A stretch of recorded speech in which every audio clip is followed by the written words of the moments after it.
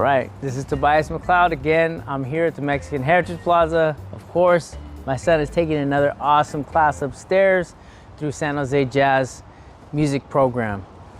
I'm really excited for him to do that, but I'm also even more excited to be able to spend an hour or two each week coming here and doing some more footage about probate. So a couple of pitfalls or mistakes that people go through as they are administering an estate or being the executor for an estate.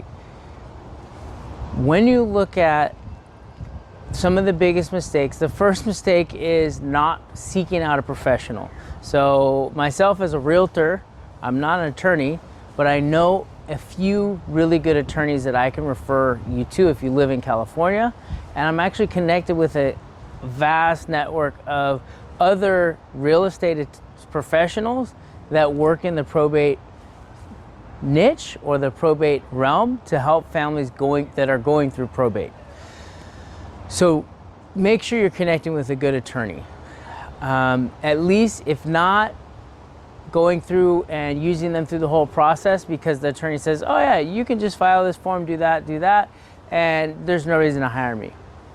Most attorneys will not say that, but when we look at the mistakes that people make down the road is when they try to do it on their own and they realize that they not only have one job to do the legal side of things, but the other job to be the executor or the administrator side of things.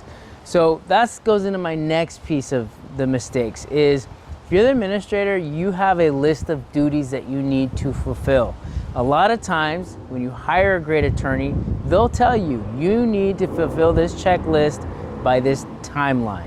So if you're not fulfilling that timeline, you're really not being the greatest administrator or executor for that estate, and someone else that has a right to that estate or is an heir of the estate could come in and say, hey, look, this person's not taking the right path, they're not meeting these deadlines, they're not sharing and publishing information. So that's where people really slip up.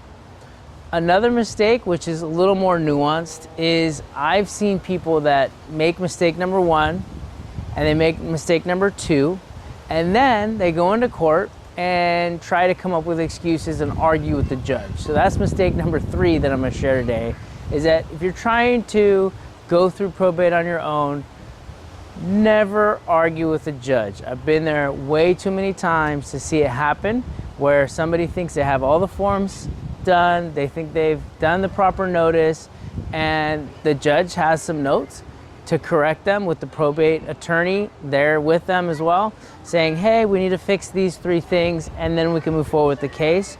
Unfortunately, the people disagree with the judge. The judge, even if they're wrong, they're never wrong. So there's just a few pitfalls that people fall into being the administrator or the executor of the estate. So if you have any questions, please give me a call. Again, not an attorney, but I can refer you to some great attorneys and listen to what kind of problems you're dealing with. And I solve a lot of the non-legal side of the problems of an estate as you're going through probate.